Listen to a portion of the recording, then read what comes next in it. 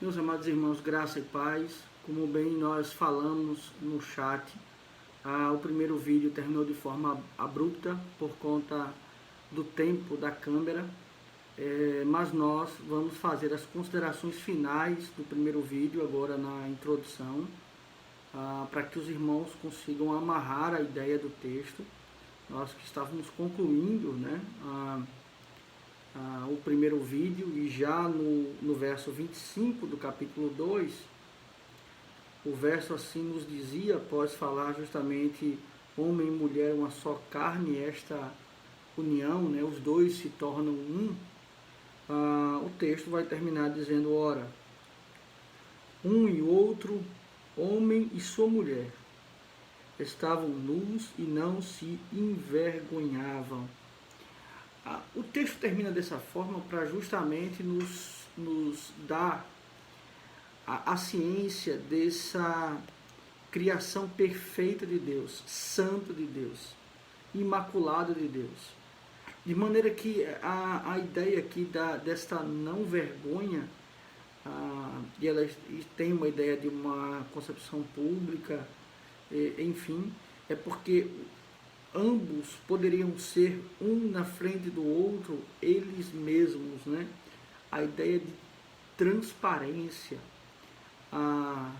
Muitas vezes, quando a concepção de nós usarmos vestes e roupas está associado justamente a esconder aquilo que nós somos, a vergonha de quem nós somos. Então, por eles serem santos e perfeitos, eles não tinham vergonha um do outro, eram transparentes, e poderiam ser, e se mostrarem um para o outro conforme eles eram, porque eles eram santos e perfeitos, porque o pecado ainda não havia entrado no mundo. Então essa é a concepção para aquele primeiro vídeo, a ideia de homem e mulher sendo criados por Deus, sua imagem e a sua semelhança, e também a sua funcionalidade, enfim, todo esse aspecto da criação. Nós vamos então para a segunda parte, agora o conteúdo do segundo vídeo, acerca da queda do homem, e também o plano redentivo de Deus. Mas antes vamos fazer uma oração, e eu também farei duas considerações importantes para elencarmos, né, o aspecto de queda com um aspecto de consciência e de responsabilidade. Então, primeiramente, vamos orar, e eu farei essas considerações na introdução desse tema, a queda do homem. Vamos orar? Pai, muito obrigado por mais uma vez estarmos reunidos. Obrigado, Senhor, porque o Senhor tem conduzido esses irmãos no aprendizado da Tua Palavra. Sabemos, ó Pai, que a distância física dificulta um pouco a nossa interação, mas que o Senhor, ó Pai, supra isso com a iluminação do Teu Espírito, e que possamos, ó Deus, mesmo distanciados, termos a oportunidade, ó Pai, de aprendermos mais de Ti, pois não é através de nós que temos o Teu conhecimento, mas é através do Senhor e do Teu Santo Espírito. Obrigado, Senhor, em nome de Cristo nós Te agradecemos. Amém. Meus amados irmãos, eu queria fazer duas considerações, e eu queria voltar um pouco o texto de Gênesis, apenas com o aspecto de nós fazermos uma ligação importante, que é Gênesis 1, dos versos 26 a 28, Gênesis 1, dos versos 26 a 28, e assim vai dizer a palavra do Senhor. Também disse Deus: façamos o homem à nossa imagem, conforme a nossa semelhança, tenha ele domínio sobre os peixes do mar, sobre as aves dos céus, e sobre os animais domésticos, e sobre toda a terra, e sobre todos os répteis que rastejam pela terra. Criou Deus, pois, o homem, a sua imagem, a imagem de Deus os criou, homem e mulher os criou. E Deus os abençoou, e lhes disse: sede fecundos, multiplicai-vos, enchei a terra, sujeitai-a, dominai sobre os peixes do mar, sobre as aves do céu e sobre todo o animal que rasteja pela terra. Meus amados irmãos, essa passagem é importante para esse momento acerca da queda, porque ele vai estabelecer alguns elementos de fundamental importância. Primeiramente, o homem criado à imagem e semelhança de Deus. O texto vai dizer: façamos o homem nossa imagem conforme a nossa semelhança.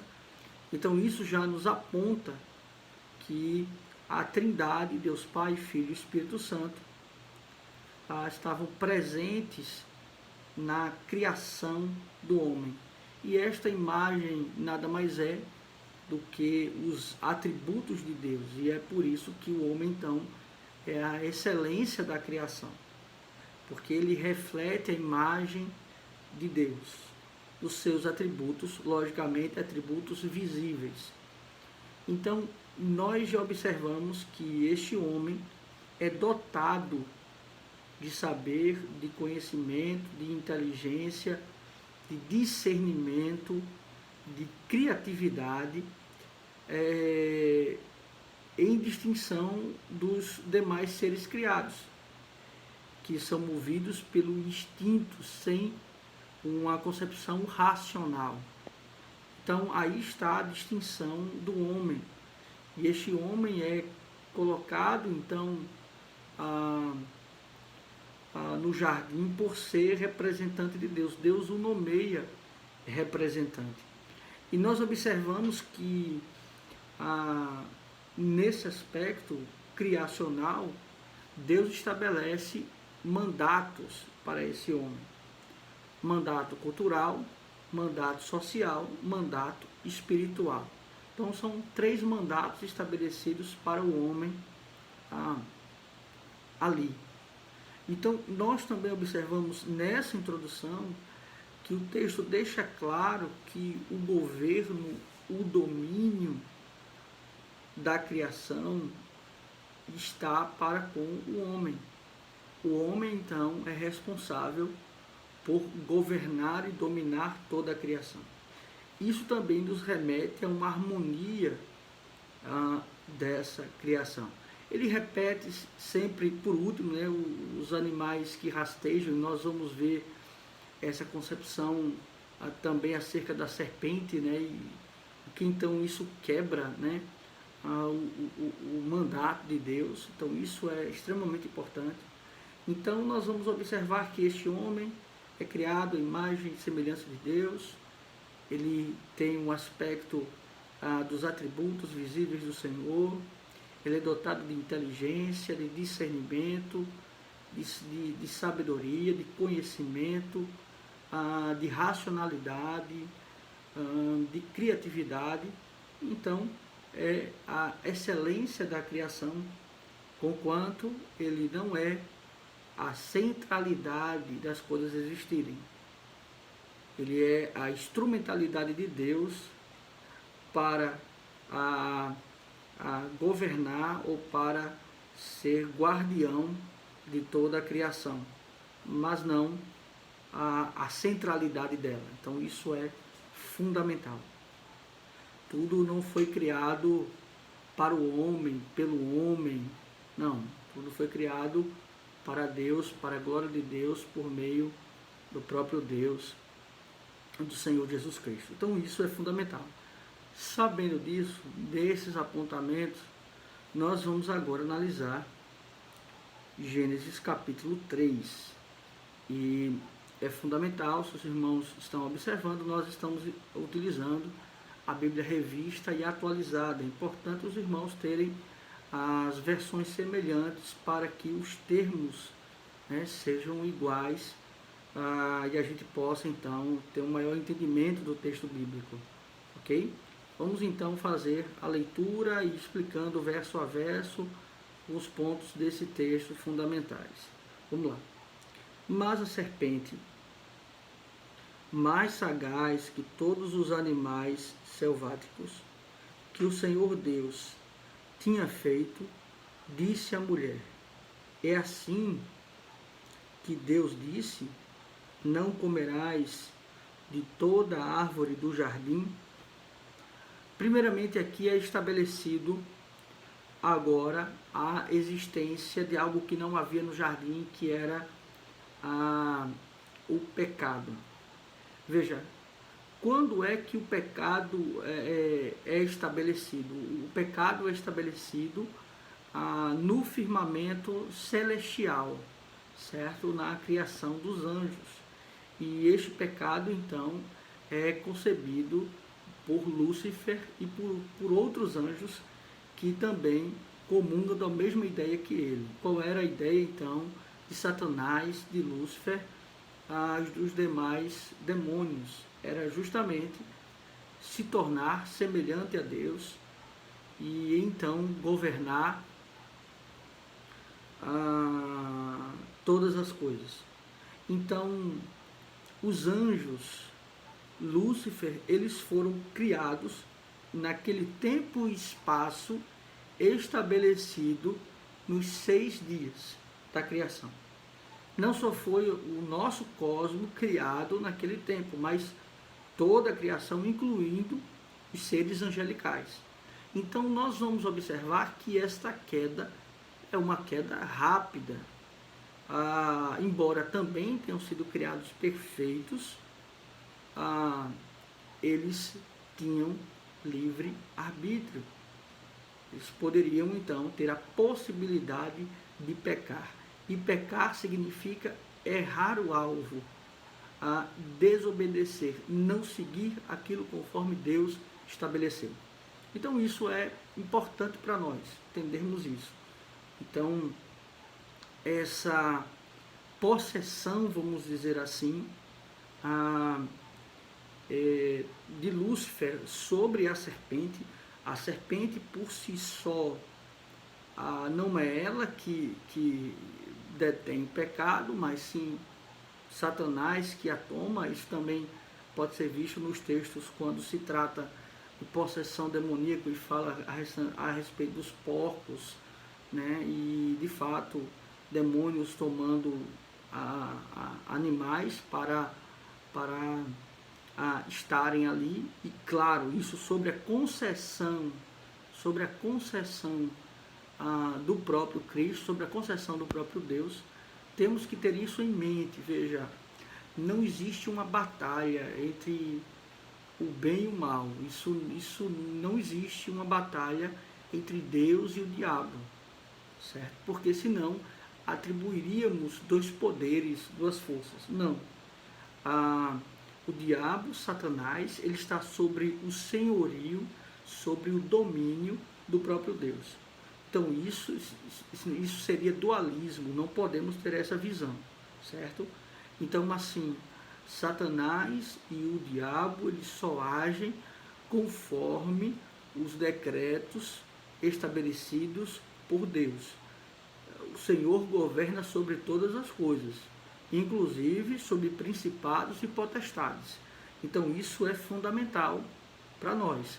A soberania de Deus, o seu governo, inclui também ele ter o domínio sobre as trevas. Então isso é fundamental para o nosso entendimento.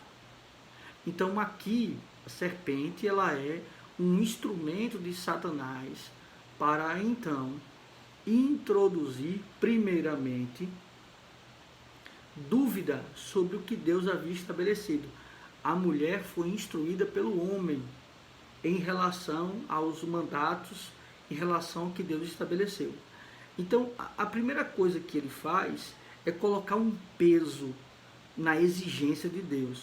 Porque ele vai dizer dessa forma: é assim que Deus disse, não comerás de toda a árvore do jardim. Perceba que não foi isso que Deus disse.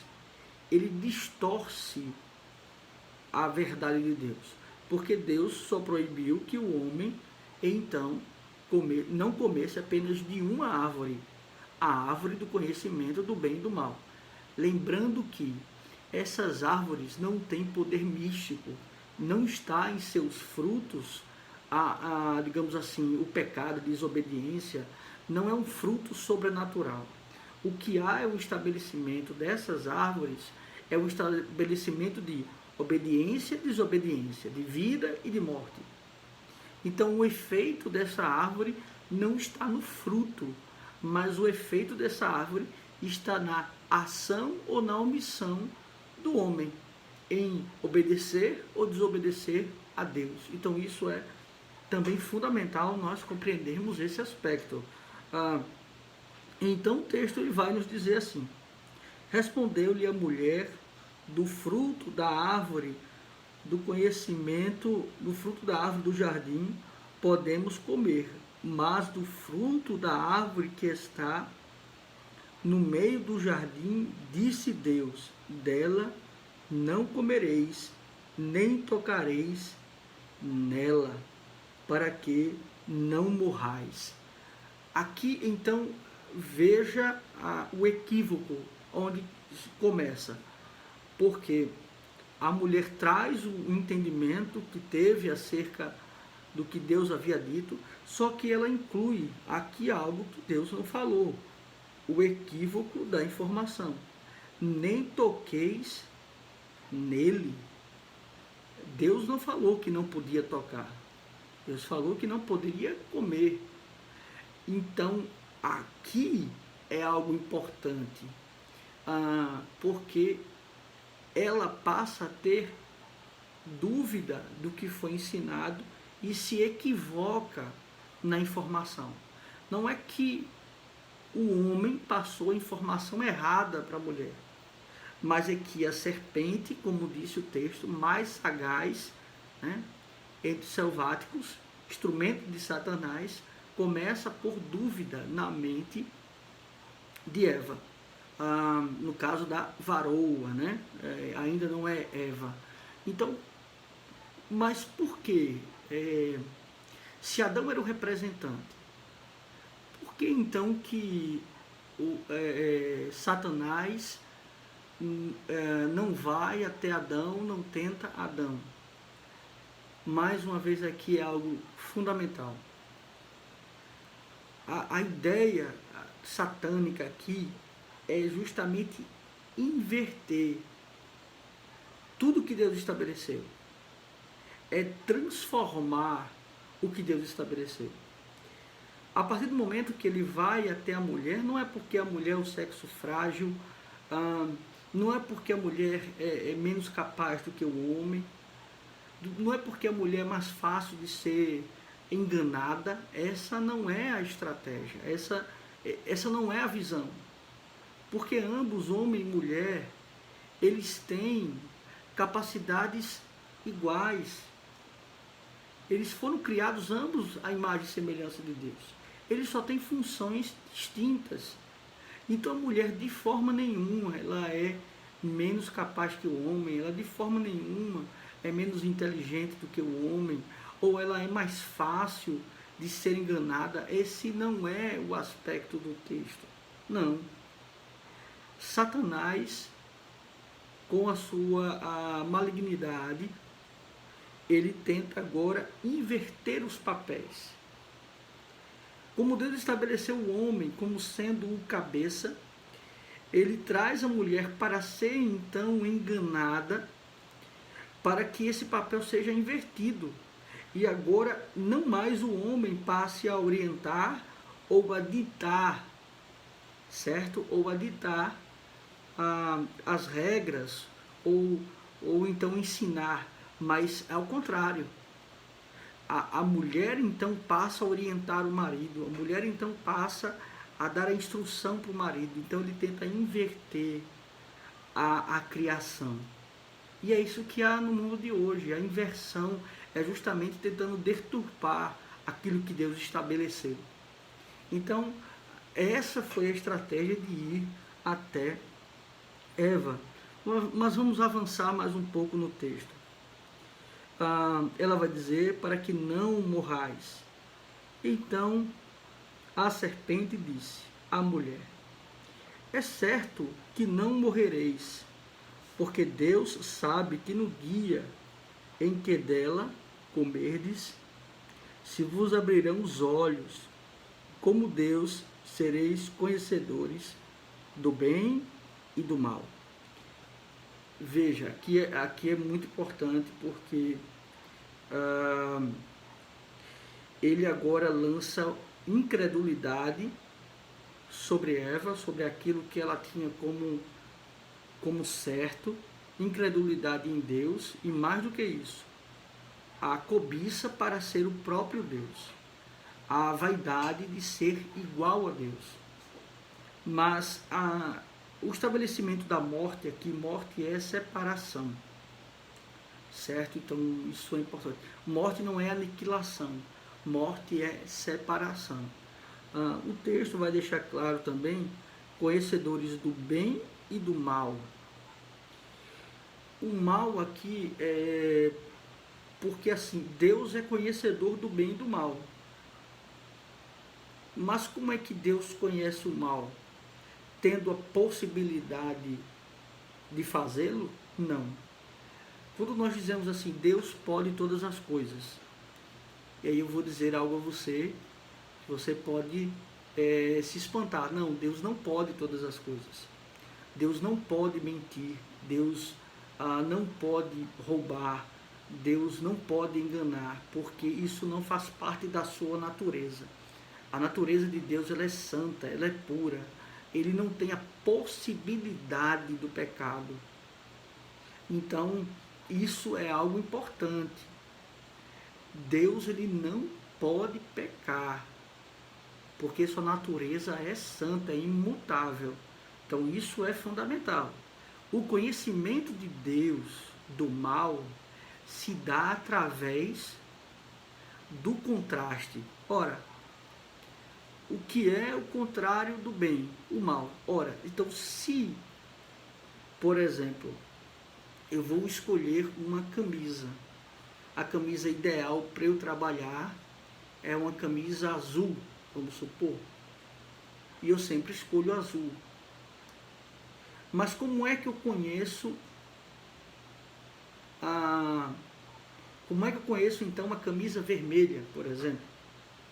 Como é que eu conheço que isso não é correto? Ora, justamente por contraste, porque eu sei que a azul é correta. Então, sabendo o que é o correto, logo eu tenho um conhecimento que não é certo. Então Deus não experimenta, não conhece, não tem a potencialidade do mal. Quando a Bíblia fala em realmente Deus fazendo bem, fazendo mal, ali ele fala das calamidades, das catástrofes que estão sob o seu controle para o juízo, para um propósito. Mas o mal ontológico, o mal condenatório, este não é do conhecimento de Deus, e Deus não pode fazê-lo, porque a sua natureza ela é infinita e limitada, mas o próprio Deus se autolimitou, ou seja, ele não pode pecar, ele não pode transgredir, porque ele é um Deus santo. O texto então ele prossegue e ele vai dizer assim: conhecereis, aí abrirão os olhos, e como Deus sereis conhecedores do bem e do mal.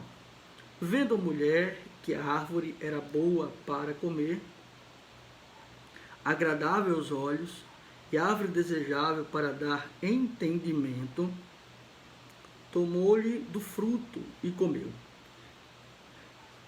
E deu também ao seu marido, e ele comeu. Perceba que então, boa para os olhos, né, e agradável. O que é interessante aqui é a cobiça.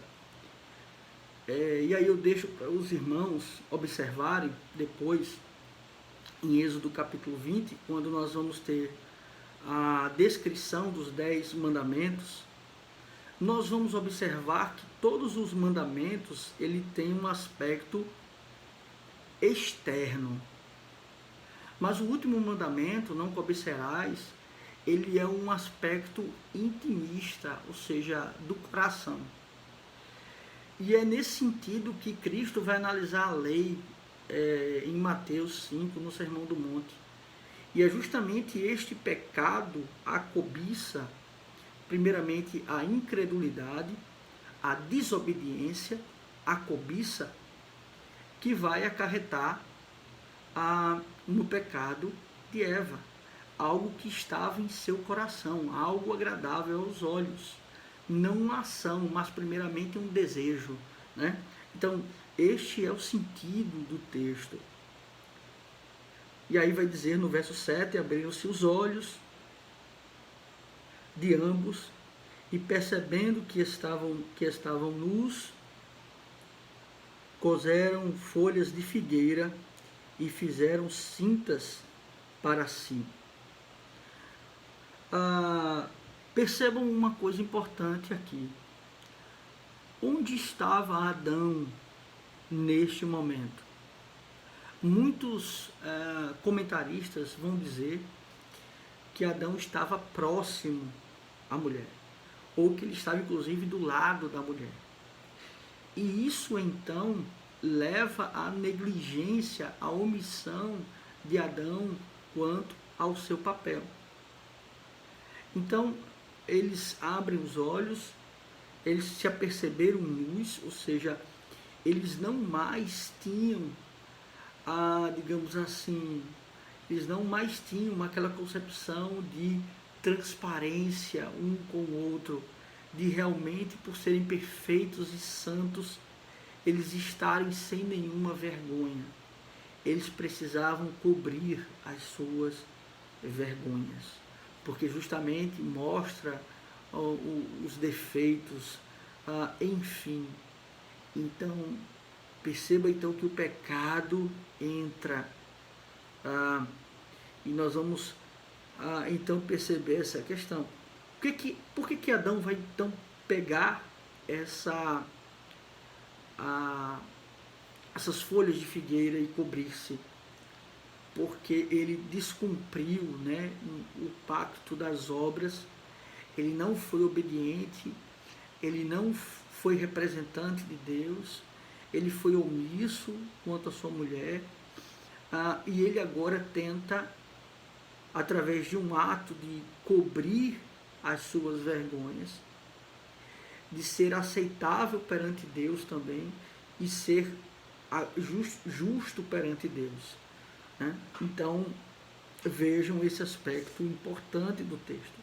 O texto ainda prossegue, nós vamos avançando para a compreensão. No verso de número 8, ele vai dizer: quando ouviram a voz do Senhor Deus, que andava no jardim pela viração do dia, esconderam-se da presença do Senhor Deus, homem e sua mulher, por entre as árvores do jardim. E chamou o Senhor Deus ao homem e lhe perguntou: onde estás? Ele respondeu: ouvi a tua voz no jardim, e porque estava nu, tive medo e me escondi. Perguntou-lhe Deus: quem te fez saber que estavas nu? Comeste da árvore de que te ordenei que não comesse? Percebam algo importante. O fato de Deus perguntar pelo homem, primeiramente, ninguém pode se esconder de Deus. O Salmo 139, inclusive, que eu pedi para que vocês elencassem ali os atributos de Deus, vai deixar isso muito claro. Não há quem possa se esconder do Senhor, ou da presença do Senhor. Então, veja o que o pecado fez com o homem e com a mulher. Ele tirou deles este conhecer e reconhecer de Deus. Porque é loucura pensar, é insensatez pensar que você pode se esconder de um Deus onipresente, onipotente, onisciente. Então perceba que é tirado deles a capacidade de discernimento, de conhecimento do ser de Deus. Então isso é terrível. Então eles agem como insensatos, como tolos, como loucos perante a presença do Senhor. Então isso é assim, inconcebível. E assim, o fato de Deus perguntar ao homem onde ele está não significa que Deus não sabe. Deus sabe, mas ele está justamente querendo ouvir do homem o seu testemunho. Então tudo o que está acontecendo não está alheio aos decretos de Deus, não está alheio à soberania de Deus. Deus não foi pego de surpresa com o pecado, não. Deus continua governando, dirigindo e sustentando todas as coisas. Então isso é fundamental deixar muito claro. Então Deus chama o homem. Perceba isso importante. O homem é chamado à presença de Deus, não a mulher. O representante que Deus estabeleceu para ser cobrado tanto pela criação, quanto pelo cumprimento do pacto de obras, e quanto também pelo ensino e discernimento da mulher, é chamado por Deus. Ele responde pela criação e ele responde pela sua mulher. Então ele é chamado por Deus. No verso 12, então disse o homem, a mulher que tu me deste por esposa, ela me deu da árvore e eu comi. Disse o Senhor Deus à mulher, que é isto que fizeste?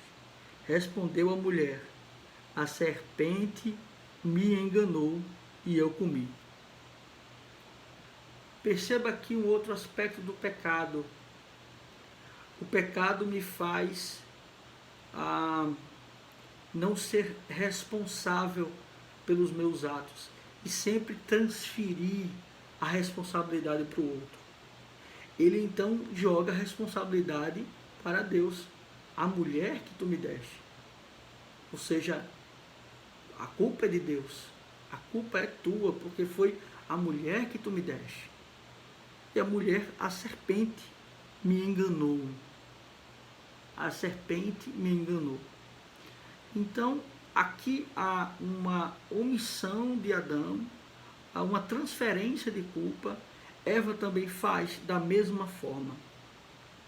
Mas então Deus vai dizer, então o Senhor Deus disse à serpente, visto que a isto fizeste, maldita és entre todos os animais domésticos e de entre todos os animais selváticos, rastejarás por sobre o teu ventre e comerás pó de todos os dias da tua vida.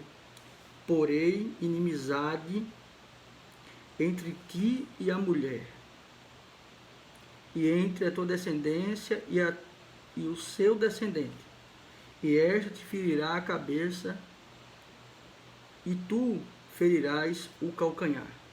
Meus amados irmãos, aqui é importante, Deus começa então a dar as sentenças,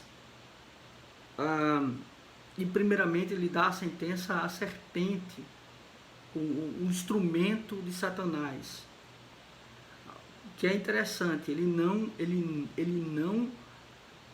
vai diretamente ter satisfação com Satanás, porque muito embora, e isso é muito importante, muito embora a serpente tenha sido um instrumento de Satanás, ela não é isenta da sua responsabilidade. Ela não é isenta da sua responsabilidade. Então Deus a pune. Satanás já está condenado na eternidade, na queda dos anjos, ele já foi condenado por Deus. Então o fato de ter sido instrumento não me torna inocente, não. A culpa Mas há algo importante no meio disso, algo extremamente importante, e aqui é a promessa que vai percorrer toda a Escritura. Aqui justamente é o ato gracioso de Deus que vai então dar esperança a toda a criação. É Deus, apesar do homem, redimindo e reconciliando o homem consigo mesmo e toda a criação. Porque aqui então é o que nós chamamos no verso 15 do proto-evangelho, do anúncio do Messias, daquele que iria vencer então a morte, essa separação entre Deus e o homem. Acompanhe comigo de novo o verso 15. Porém, inimizade entre ti e a mulher, entre a tua descendência e o teu descendente. Este ferirá a cabeça e tu lhe ferirás o calcanhar. Então o texto deixa claro que haverá um redentor, aquele que então irá reconciliar, mas mais do que isso, ele deixa claro que haverá descendências, descendência da serpente, do maligno, e descendência de Deus, a descendência da mulher. Então, mais uma vez, estabelecendo o plano eterno de Deus. Perceba, o plano de Deus nunca mudou. Deus não foi pego de surpresa. Cristo não é o plano B. Cristo ele foi estabelecido desde a eternidade. Então isso é fundamental para nós. Nada estava fora do controle de Deus, do domínio de Deus, da sabedoria de Deus, do ser de Deus. Todos os atos estavam em conformidade justamente com os seus decretos. No entanto, o homem é responsável. No entanto, a serpente é responsável. Então Deus passa a dar então as sentenças. No verso de número 16, e aí o texto ele vai prosseguir, ele vai nos falar da seguinte forma. Ele vai dizer: e a mulher disse: multiplicarei sobremaneira os sofrimentos da tua gravidez, em meio de dores, e darás à luz filhos, e o teu desejo será para o teu marido, a ele, e ele vai dizer, o teu desejo será para o teu marido, e ele te governará. Aqui ele então, ele estabelece,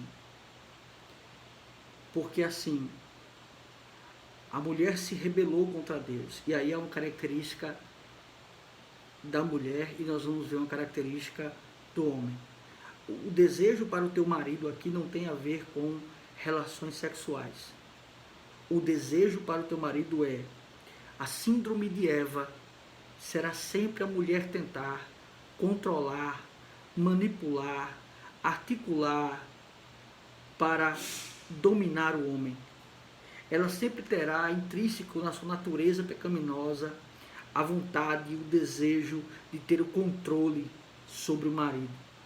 E quando a mulher tem este desejo, é uma natureza pecaminosa, é a síndrome de Adão, a síndrome de Eva, mas cabe ao homem dominá-lo. Então aqui ele estabelece também essa submissão da mulher para com o marido, mas também diz: o homem tem o dever, o direito de exercer autoridade, de exercer domínio sobre a mulher, de ter a responsabilidade de ensiná-la e de conduzi-la para o caminho do Senhor. Cabe ao homem dominá-la, ou seja, ter o controle sobre ela. Cabe ao homem não ser negligente no seu papel. E o que nós temos visto hoje, muitos homens negligentes nos seus lares em relação a ser sacerdote e líder no seu lar. Isto é terrível para o casamento, isto é terrível para o convívio familiar, isto é terrível para a educação de filhos. Nós temos que tomar cuidado em relação a isso. No verso de número 17, eu não vou me alongar nesse assunto, porque isso não é a temática desta aula, mas podemos depois ficar à disposição.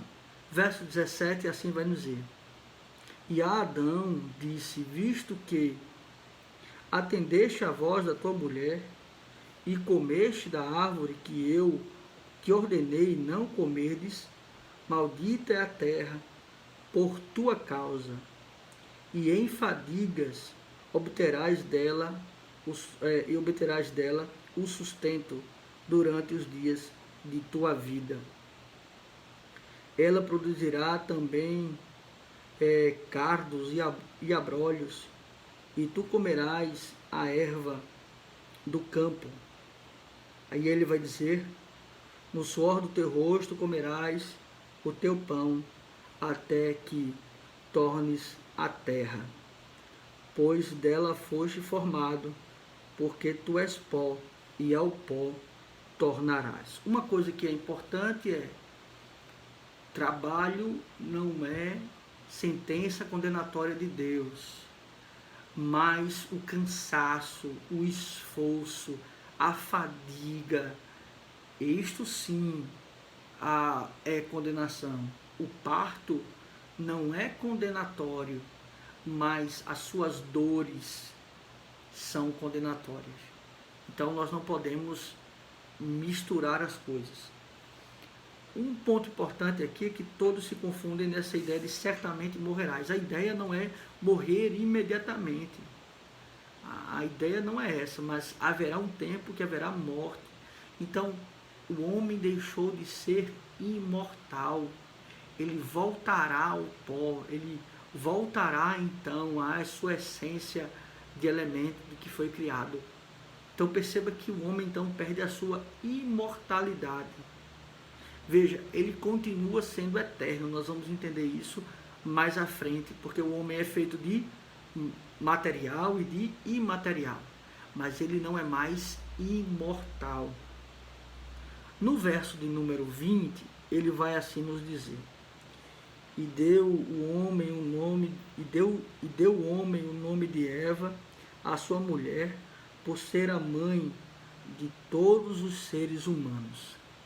Aqui ele muda o nome de Eva de varoa, aqui ele muda o nome da mulher de varoa para Eva, porque ele guarda no seu coração, como Deus estabeleceu, o proto-evangelho, que nascerá dela então aquele que vai redimir a humanidade, vai redimir toda a criação, e ele muda o nome da mulher. Perceba que a mulher não muda o nome dela, é Adão que muda o nome da sua mulher. Ele é o representante, ele não é melhor do que Eva, ele não é mais capaz do que Eva, mas Deus deu a ele uma função, estabeleceu uma função para Adão. No verso 21, já estamos caminhando para o final: fez o Senhor Deus vestimenta de peles para Adão e sua mulher, e os vestiu. Então disse o Senhor Deus: Eis que o homem se tornou como um de nós, conhecedores do bem e do mal. Assim que não estenda a mão e tome também da árvore da vida e coma e vive eternamente. O Senhor Deus, por isso, o lançou fora do jardim do Éden, a fim de lavrar a terra do que fora tomado. E expulso o homem, colocou querubins ao oriente do jardim do Éden, e refligir de uma espada que se revolvia para guardar o caminho da árvore da vida. Aqui tem lições muito importantes. Primeiramente, Deus os revestiu com peles de animais.